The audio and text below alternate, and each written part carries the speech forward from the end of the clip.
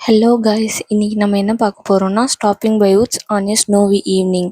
இது வந்து 9th standard poem.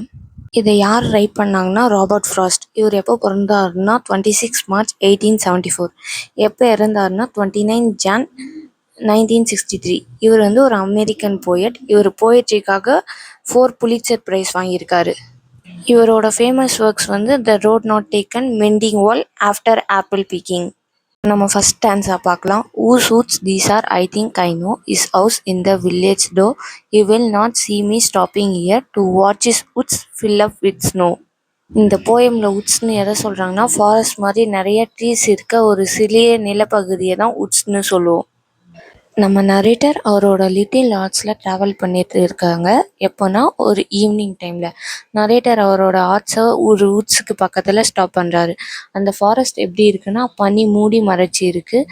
அவரும் அந்த பியூட்டியை ரசிச்சுட்டு இருக்காரு. இப்போ நரேட்டர் திங்க் பண்ணுறாரு, இந்த உட்ஸோட ஓனர் யாராக இருப்பாங்கன்னு. அதுக்கப்புறம் நரேட்டரே சொல்கிறாரு, இந்த உட்ஸோட ஓனர் வீடு வில்லேஜில் இருக்குன்னு.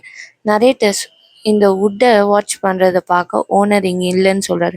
அந்த ஓனர் அவர் உட்ஸை பார்க்குறத ஸ்டாப் பண்ணவோ தடுக்கவோ ஓனர் இங்கே இல்லைன்னு சொல்கிறாரு.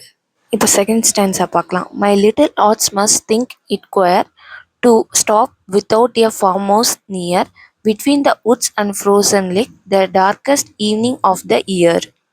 நரேட்டரோட லிட்டில் ஆர்ட்ஸ்க்கு இங்கே என்ன நடக்குதுன்னே புரியல. அந்த ஆர்ட்ஸ் என்ன யோசிக்குதுன்னா, பொதுவாக ஏதாச்சும் ஃபார்ம் ஹவுஸ் கிட்ட தானே நிப்பாட்டுவாங்க, ஆனால் இப்போ ஏன் உட்ஸ்க்கும் பனியில் உறைஞ்சி இருக்க இந்த ஃப்ரோசன் லேக்குக்கும் நடுவில் நிறுத்தியிருக்காங்கன்னு இந்த ஆர்ட்ஸ் யோசிக்குது அப்படின்னு நரேட்டர் சொல்கிறாரு.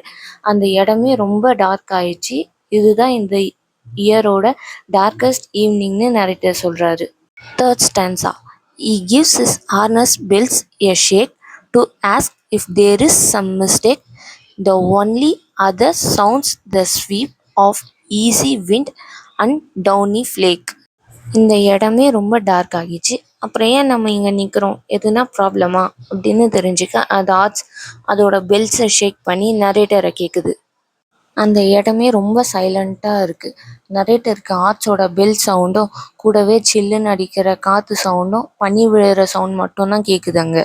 Fourth stanza.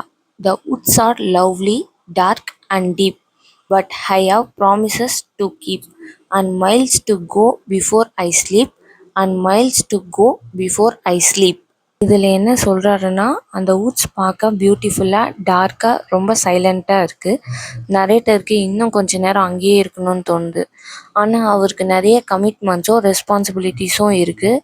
நரேட்டர் என்ன சொல்கிறாருன்னா, நான் தூங்கி ரெஸ்ட் எடுக்கிறதுக்கு முன்னாடி இன்னும் நிறைய மைல்ஸ் ட்ராவல் பண்ண வேண்டியது இருக்குதுன்னு நரேட்டர் சொல்கிறாரு. இதில் last line and miles to go before I sleep, இதில் என்ன சொல்ல வராங்கன்னா, மைல்ஸுங்கிறது லைஃப் ஜேர்னியையும் ஸ்லீப்புங்கிறது டெத்தையும் குறிக்குது. லைஃப்பில் நம்ம பார்க்க வேண்டிய ஃபேஸ் பண்ண வேண்டிய விஷயம் நிறைய இருக்குது.